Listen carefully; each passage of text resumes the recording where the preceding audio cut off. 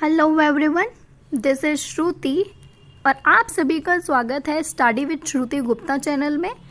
तो आज की वीडियो में हम डिस्कस करेंगे डिफरेंट अप्रोचेस और स्कूल्स ऑफ मैनेजमेंट की अलग अलग अप्रोचेस के बारे में और मैनेजमेंट के स्कूल्स के बारे में हम इस वीडियो में डिस्कस करेंगे। ये टॉपिक आपका एमकॉम में भी है, तो इस टॉपिक को आप पीजीटी कॉमर्स एग्जाम के लिए अच्छे से प्रिपेयर कर लीजिएगा। तो स्टार्ट करते हैं वीडियो को, और वीडियो को एंड तक ज़रूर देखें अगर आपको सारे स्कूल्स के सारे अप्रोचेस के बारे में जानना है। तो फर्स्ट क्या है हमारा? First is management process school. इसको और भी नामों से जाना जाता है, जैसे कि operational approach, traditional approach, universal approach या फिर क्लासिकल अप्रोच। तो कोई भी नाम आए, ऑल आर सेम, ठीक है। तो आपको कुछ भी दे दिया जाएगा, कुछ भी पूछ लिया जाएगा अगर इससे रिलेटेड, और आपको ऑप्शंस में इनमें से कोई भी नाम दिख रहा है तो उसी पर आपको टिक करना है। तो ये सारे सेम है, याद रखिएगा। Management process school, operational approach, traditional approach, universal approach and classical approach. अभी अप्रोच कहती क्या है वो देखते हैं। It is the oldest formal school of management thought. This school considers management as a process of getting things done with the people operating in organized groups. अब जो ये मैनेजमेंट प्रोसेस स्कूल है, तो सबसे पहली चीज तो इसमें ये कही गई है कि सबसे ओल्डेस्ट फॉर्म है स्कूल्स ऑफ मैनेजमेंट का।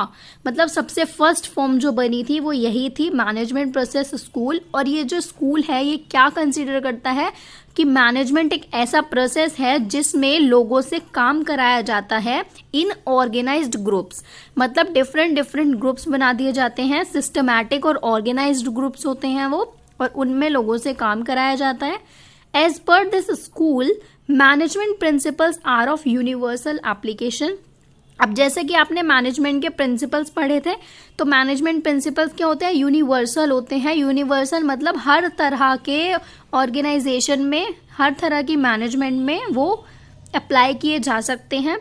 तो ये स्कूल भी यही कहता है कि मैनेजमेंट प्रिंसिपल्स जो है वो यूनिवर्सली एप्लीकेबल होते हैं।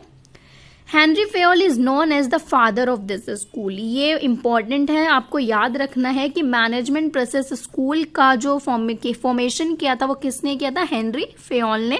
हेनरी फेयोल वही हैं जिन्होंने आपके 14 प्रिंसिपल्स दिए थे मैनेजमेंट के, जो कि हम ऑलरेडी डिस्कस कर चुके हैं एक वीडियो में। He points out that management is a functional concept which is universal and applicable to any type of enterprise, B it a business enterprise और अदरवाइज। तो जो हेनरी फेयोल है वो क्या कहते हैं कि मैनेजमेंट एक फंक्शनल कॉन्सेप्ट है, एक ऐसा कॉन्सेप्ट है जो कि यूनिवर्सली एप्लीकेबल होता है किसी भी तरह के एंटरप्राइज में। ऐसा नहीं है कि कोई एक पर्टिकुलर लिस्ट नहीं है कि सिर्फ इसी एंटरप्राइज में आप इसको यूज कर सकते हैं इन प्रिंसिपल्स को, बल्कि आप बिजनेस एंटरप्राइज या कोई भी नॉन बिजनेस एंटरप्राइजेस भी हैं तो उनमें भी आप ये प्रिंसिपल्स यूज कर सकते हैं। The other contributors and thinkers who belong to this school are, देखिए फर्स्ट जो मेन है वो तो कौन थे? आपके हेनरी फेयोल, जिन्होंने फादर ऑफ दिस स्कूल, इस स्कूल के फादर कौन थे? Henry Fayol. लेकिन उनका और भी, उनके साथ और लोगों ने भी कंट्रीब्यूट किया, तो वो कौन कौन है ये भी आपको पता होना चाहिए। William Newman, Summers, McFarland, JD Mooney, AC Reiley, Lyndall Urwick and Harold Coons.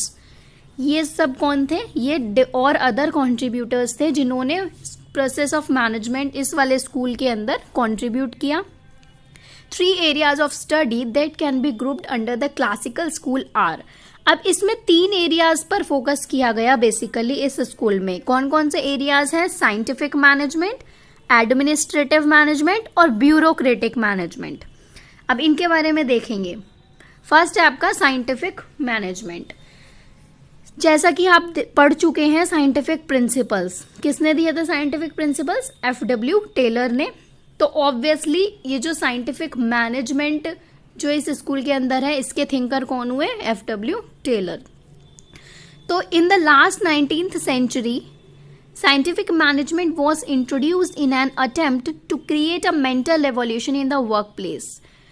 इस जो साइंटिफिक मैनेजमेंट है ये एक इंट्रोड्यूस किया गया था 19th सेंचुरी के लास्ट में, और सबसे ज़्यादा इसका मेन मोटिव क्या था, to create a mental revolution in the work place. इसका मतलब हुआ कि जो वर्कर्स और मैनेजमेंट, एम्प्लॉयर और एम्प्लॉयज़ हैं, उनके बीच में एक दूसरे को लेकर कुछ नेगेटिव एटीट्यूड्स थे, नेगेटिव मेंटल एटीट्यूड्स थे, उनको हटा देना, उनको पॉजिटिव में कन्वर्ट करना। क्योंकि जो मैनेजर्स थे या आप एम्प्लॉयर्स बोल सकते हैं, वो सोचते थे कि एम्प्लॉयज़ या वर्कर्स किसी काम के नहीं हैं और मतलब बहाने ढूंढते रहते हैं काम को ना करने के, और इन्हें चाहिए पैसा ज़्यादा। लेकिन जो वर्कर्स हैं वो ये सोचते थे कि हमें ओवरबर्डन किया जा रहा है। तो दोनों के मन में ही एक दूसरे के लिए थोड़ी गलत धारणाएं थी, मेंटल जो उनका एटीट्यूड था वो नेगेटिव था। तो उसको हटाने के लिए साइंटिफिक मैनेजमेंट इंट्रोड्यूस किया गया था। It can be defined as the systematic study of work methods in order to improve efficiency. फिर कुछ वर्क मेथड्स यूज किए गए थे, जैसा कि हमने पढ़ा था motion study, work study, time study, fatigue study, ये सब पढ़े थे ना हमने। तो ये सब किस लिए थे, एफिशिएंसी को इम्प्रूव करने के लिए। अब यहीं पर ये देखिए लिखा है F.W. Taylor was its main proponent, जो कि मैं आपको पहले ही बता चुकी हूँ। साइंटिफिक मैनेजमेंट किसने दिया था, F.W. टेलर ने, तो वही इसके फादर ऑफ साइंटिफिक मैनेजमेंट इसीलिए कहे जाते हैं। And other main contributors are, कौन कौन से थे और contributors, Gilbert, H.S. Pearson, Henry L Gantt and M.L. Cook. ठीक है, ये सब अदर कॉन्ट्रीब्यूटर्स थे साइंटिफिक मैनेजमेंट में। सेकेंड है हमारा administrative management. Administrative management, it focuses on the management process and principles of management. अब एडमिनिस्ट्रेशन का क्या मतलब हुआ, वही मैनेजमेंट या ऑफिस वर्क से रिलेटेड, तो प्रिंसिपल ऑफ मैनेजमेंट पे फोकस किया गया। It provides a general theory of management, वही चीज है कि जनरल थ्योरी दी मैनेजमेंट की। Henry Fayol is the major contributor to this school. और किसने दिया था मैनेजमेंट के प्रिंसिपल्स, हेनरी फ्योल ने, तो वही मेजर कंट्रीब्यूटर हुए इस स्कूल ऑफ थॉट के। Next is bureaucratic management. It focuses on the ideal form of organisation. Max Weber was the major contributor to bureaucratic management. अब ब्यूरोक्रेटिक मैनेजमेंट का concept किसने दिया था, मैक्स वेबर ने दिया था। ब्यूरोक्रेसी थ्योरी भी हम पढ़ेंगे आगे किसी वीडियो में, इन पर अलग अलग थ्योरीज बनी हुई हैं, यहाँ पर हम जस्ट ब्रीफ में पढ़ रहे हैं। He proposes that a form of organization called a bureaucracy characterized by division of labor, hierarchy, formalized rules, impersonality and the selection and promotion of employees based on ability would lead to more efficient management। तो इसमें क्या कहा गया, उन्होंने ये बोला कि एक फॉर्म ऑर्गेनाइजेशन की होती है जिसको हम ब्यूरोक्रेसी के नाम से जानते हैं, उसके अंदर सारे ही प्रिंसिपल्स और रूल्स फॉलो होते हैं, जैसे कि division of labour, hierarchy, formalised rules, impersonality, selection and promotion of employees based on their ability. ठीक है,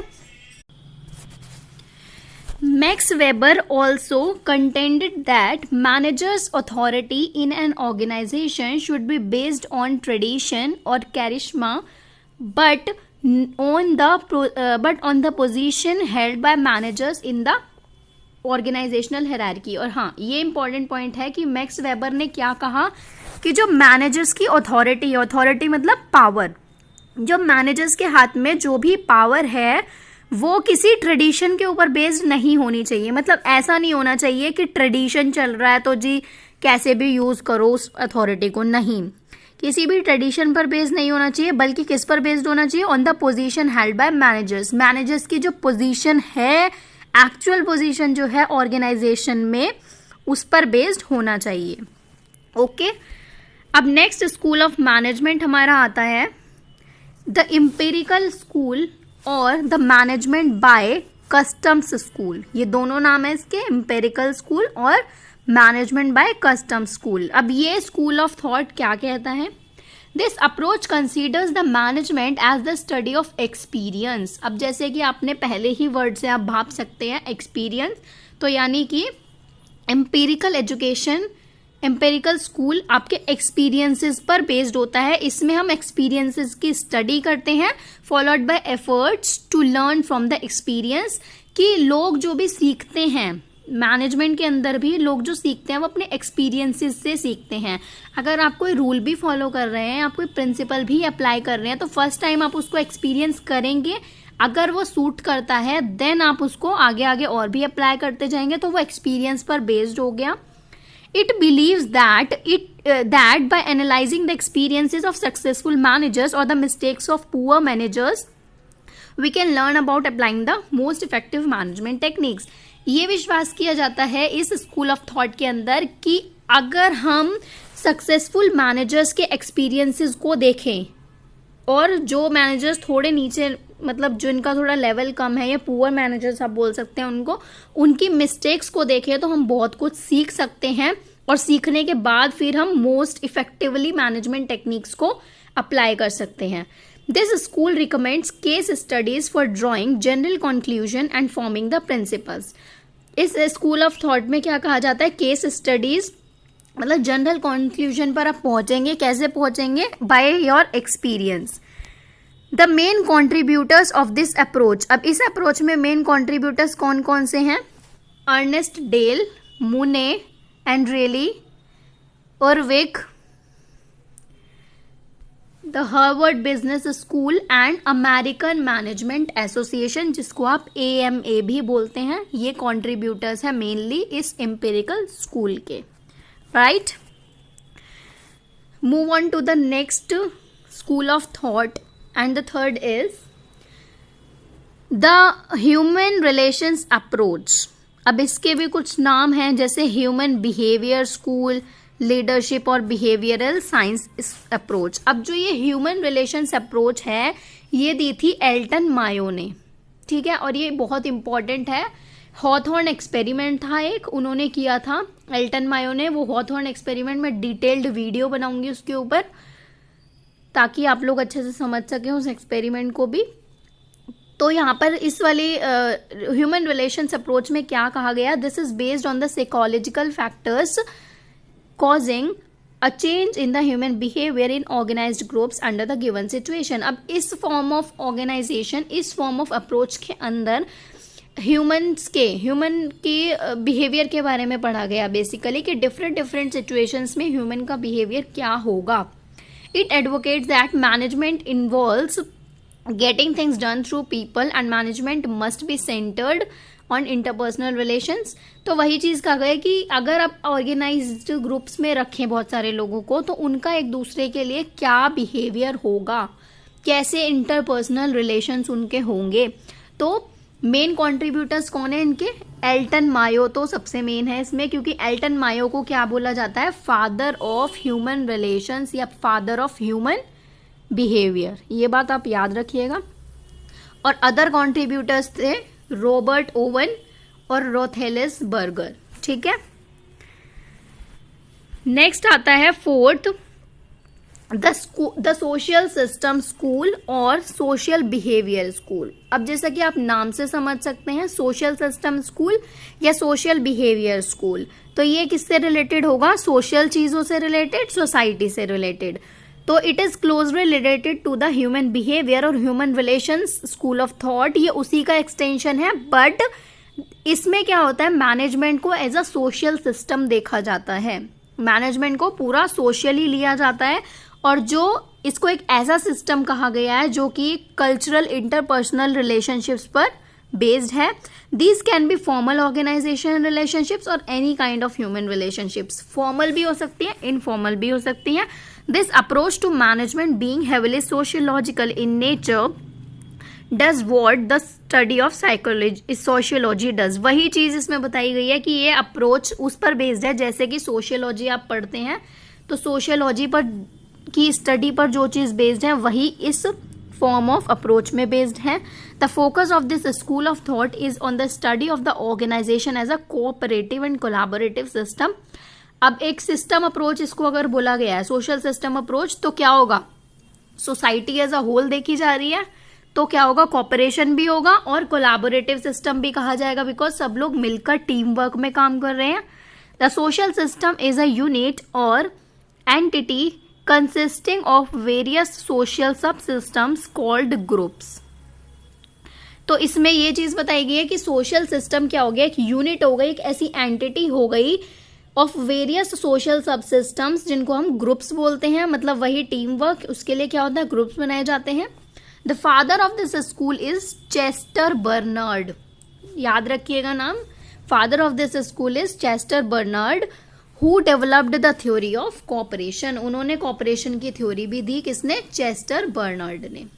तो क्वेश्चन आपसे पूछ सकते हैं who proposed the theory of cooperation, 4 नाम आपको दे देंगे and the option will be Chester Barnard. Okay, the 5th school of thought is decision theory school या decision management school. It concentrates on the rational decisions theory which refers to the selection of a suitable course of action from various possible alternatives। ये जो school of management है या school of approach आप बोल सकते हैं, approach जो है मैनेजमेंट की, ये बोलती है कि डिसीजंस हमेशा बैलेंस्ड होने चाहिए, रेशनल डिसीजंस होने चाहिए। और रैशनल डिसीजंस कैसे होंगे, वेरियस पॉसिबल अल्टरनेटिव्स, इसका मतलब है कि डिफरेंट अल्टरनेटिव्स होते हैं आपके पास जो आप चूज कर सकते हैं। तो बेस्ट अल्टरनेटिव आपको चूज करना है। डिसीजन मैनेजमेंट स्कूल में डिसीजंस लिए जाते हैं और डिसीजंस किस चीज पर बेस्ड होने चाहिए वो सब बताया जाता है। The main contributor belonging to this school are Chester Barnard, Herbert Simon and Stephen Robbins. ठीक है, याद रखिएगा। Now it comes to 6th point, that is the mathematical school or quantitative management school. This school considers the management as a system of mathematics models and processes. According to this approach, decision making is a logical process that can be expressed in terms of mathematical symbols and relationships. इस approach के according क्या कहा गया है कि decision making का जो process है वो एक लॉजिकल प्रोसेस है। लॉजिकल प्रोसेस वो कौन सा होता है जिसमें आपको अपने माइंड का यूज करना है, that means it is a cognitive process, और इंटेलेक्चुअल प्रोसेस जिसमें आपको लॉजिक्स भी लगाने हैं और अपने इंटेलेक्ट का भी यूज करना है। और इसको आप एक्सप्रेस कर सकते हैं in the terms of mathematical symbols and relationships. इसमें मेजर कॉन्ट्रीब्यूटर कौन है, हैरोल्ड कूव। हैरोल्ड कूव इज द मेजर कॉन्ट्रीब्यूटर, ये रहा यहाँ पर रह गया था, हैरोल्ड कूव is the major contributor of the mathematical school और क्वांटिटेटिव मैनेजमेंट स्कूल। क्लियर है आप सभी को ये? और इसमें अदर कॉन्ट्रीब्यूटर्स भी बताए गए हैं कुछ, वो कौन कौन से हैं देख लीजिएगा। हैरोल्ड कूव तो मेजर कॉन्ट्रीब्यूटर है जिन्होंने क्या कहा कि mathematicians have provided the people in management the means of viewing many problems more clearly. जो हैरोल्ड कूव हैं उनका कहना था कि मैथमेटिशियंस जो हैं वो उन्होंने बहुत अच्छे से लोगों को ये देखना सिखाया, ये व्यू करना सिखाया कि बहुत सारी प्रॉब्लम्स को कैसे क्लियरली सॉल्व किया जाए, किससे, थ्रू मैथमेटिकल लॉजिकल अप्रोच से। Other pioneers belonging to this school are F.W. Taylor, Gilbert, Gantt, Newman, Eckhoff and Higgs। ठीक है, ये सब नाम आपको याद रखने हैं। 7th is the system approach school. The system school focuses on understanding the organization as an open system। इसमें एक ऑर्गेनाइजेशन को एज अ सिस्टम लेके चलना है, open system that transforms inputs into output, जिसमें कि इनपुट्स को आउटपुट्स में कन्वर्ट किया जाता है। This school is based on the work of biologist Ludwig von Bertalanffy. ठीक है, who believed that a general systems model could be used to unite science. It is an integrated approach which considers management in its totality based on empirical data। और सबसे main चीज, according to this school management is a system of coordination. अब अगर आप management की बात करें और वहां पर कोऑर्डिनेशन ना हो तो क्या मैनेजमेंट कंप्लीट प्रोसेस है? बिल्कुल नहीं है। बेशक से कोऑर्डिनेशन एक फंक्शन नहीं है मैनेजमेंट का, but it is the essence of management, it is the main and major part of management. Coordination ही नहीं होगा अगर लोगों के बीच में और कोऑपरेशन ही नहीं होगा तो कहाँ का मैनेजमेंट, कुछ भी मैनेजमेंट नहीं होगा। ठीक है, तो मैनेजमेंट के लिए बहुत ज़रूरी है। तो मैनेजमेंट को इसीलिए कंपेयर किया है is a system of coordination of some different factors forming the parts of an overall management process which are interrelated और इंटर डिपेंडेंट। मेजर कॉन्ट्रीब्यूटर्स कौन है इस सिस्टम अप्रोच के?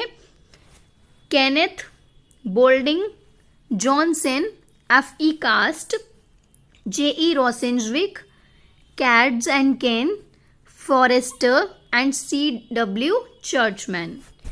ठीक है, कोशिश कीजिएगा कि ये नाम आप याद रख लें, क्योंकि मैंने जहाँ तक मैंने लास्ट ईयर के कुछ पेपर्स देखे हैं पीजीटी कॉमर्स के, तो वो आपसे पूछ लेता है कंट्रीब्यूटर्स के ऊपर भी। बेसिकली वो आपसे मेन कंट्रीब्यूटर पूछता है, वो मैं आपको ऑलरेडी बता रही हूँ। लेकिन कभी कभी ऐसा भी होता है कि अगर मेन कंट्रीब्यूटर का ऑप्शन नहीं है तो आपको फिर क्या करना पड़ेगा, यही याद रखने पड़ेंगे। तो कोशिश कीजिएगा थोड़ा थोड़ा याद रखें नाम को, एक दो बार देख लेना वीडियो को ताकि अच्छे से क्लियर हो जाए।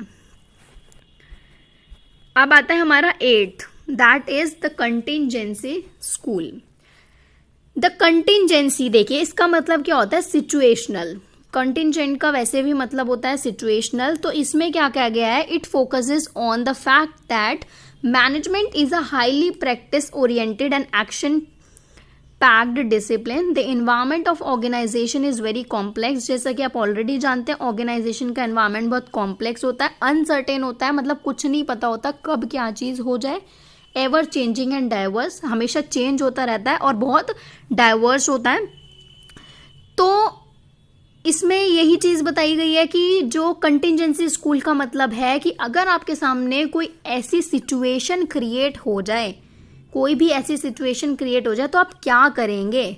There is no one universally valid best way of doing things. तो ये जो अप्रोच है वो यही कहती है कि किसी भी प्रॉब्लम को सॉल्व करने के लिए, अगर डिफरेंट डिफरेंट प्रॉब्लम्स भी है उनको सॉल्व करने के लिए सिर्फ एक ही कोई बेस्ट मेथड नहीं हो सकता। What is valid and good in a particular situation need not be the same in the some other situation। अगर मान लीजिए एक प्रिंसिपल अप्लाई हो रहा है आपकी किसी एक सिचुएशन में, तो जरूरी थोड़ी है कि वही अप्लाई हो अलग किसी और कोई और सिचुएशन में। तो डिफरेंट डिफरेंट सिचुएशंस में आपको डिफरेंट डिफरेंट रूल्स या प्रिंसिपल्स भी लगाने पड़ सकते हैं। तो it also only on the basis of contingency और सिचुएशनल। तो सिचुएशन पर बेस्ड होती है सारी चीज कि कब कौन सा प्रिंसिपल यूज होगा।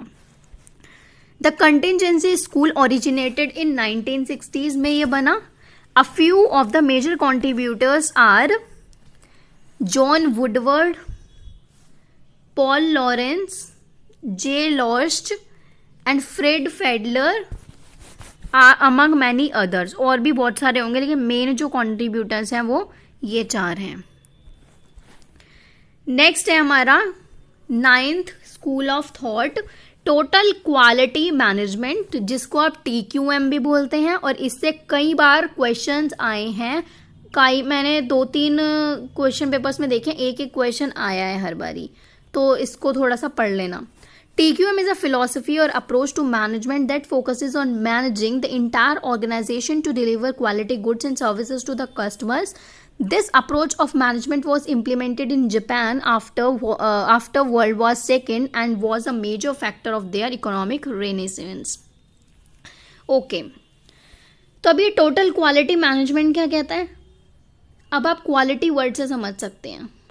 अगर कोई भी बिजनेस है तो एक कोई भी ऑर्गेनाइजेशन है, ये जो टोटल क्वालिटी मैनेजमेंट है ये सिर्फ इतना कहता है कि किस चीज पर फोकस करना चाहिए, to deliver quality goods and services to the customers. अपने कस्टमर्स को अच्छे से अच्छी क्वालिटी का गुड्स दें और सर्विसेज दें सो दैट कंज्यूमर्स में बी सेटिस्फाइड। क्योंकि आजकल क्या है, अगर आप मार्केटिंग के प्रोसेस में भी देखें तो क्या चीज मेन है? Consumer satisfaction. अगर आपका जो कस्टमर आ रहा है आपके पास, कंज्यूमर आ रहा है, अगर वही आपके प्रोडक्ट से सेटिस्फाई नहीं है तो क्या आपका प्रोडक्ट मार्केट में चलेगा? बिल्कुल नहीं चलेगा।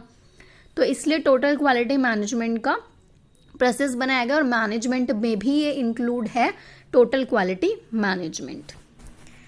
The last school of management is learning organisation. Learning organisation नाम से ही समझ रहे होंगे आप, ऐसा ऑर्गेनाइजेशन जिसमें आप चीजें सीखते रहते हैं। तो हाँ, आप सही समझ रहे हैं। It can be defined as one in which all employees are involved in identifying and solving problems. इसमें क्या होता है? एम्प्लॉयज़ जो है वो इन्वॉल्व होते हैं in identifying and solving problems which allows the organisation to continuously increase its ability to grow, learn and achieve its purpose. तो कॉन्टिन्यूसली एम्प्लॉयज इसमें क्या करते हैं, सीखते रहते हैं चीज़ों को और अपनी मिस्टेक्स से सीखकर आगे बढ़ते हैं, ग्रो करते हैं। The organizing principle of the learning organization is not efficiency but problem solving। Main जो इसमें फोकस किया जाता है इस स्कूल ऑफ मैनेजमेंट में वो क्या है, प्रॉब्लम सॉल्विंग। प्रॉब्लम्स को सॉल्व करके लर्न किया जाता है और ग्रो किया जाता है। तो एम्प्लॉयज वही चीजें करते हैं। 3 key aspects of the learning organisation are, इसके 3 एस्पेक्ट्स होते हैं, team based structure, empowered employees और ओपन इंफॉर्मेशन। ठीक है, मेन कंट्रीब्यूटर या एक्सपर्ट कौन है इसके लर्निंग ऑर्गेनाइजेशन के, वो है Peter Senge, best known expert of the learning organisation. तो ये है हमारे स्कूल्स ऑफ मैनेजमेंट या डिफरेंट अप्रोचेज ऑफ मैनेजमेंट। और जैसा कि आप जानते हैं पीजीटी कॉमर्स के एग्जाम में मैनेजमेंट से काफ़ी क्वेश्चंस आते हैं, तो इन अप्रोचेज से भी आ सकते हैं, अच्छे से प्रिपेयर कर लीजिएगा। अगर आपको वीडियो पसंद आई हो तो लाइक ज़रूर करना, चैनल को सब्सक्राइब ज़रूर करना, अपने फ्रेंड्स के साथ शेयर ज़रूर करना। फिर मिलते हैं अपनी नेक्स्ट वीडियो में नेक्स्ट टॉपिक्स के साथ। Thank you so much.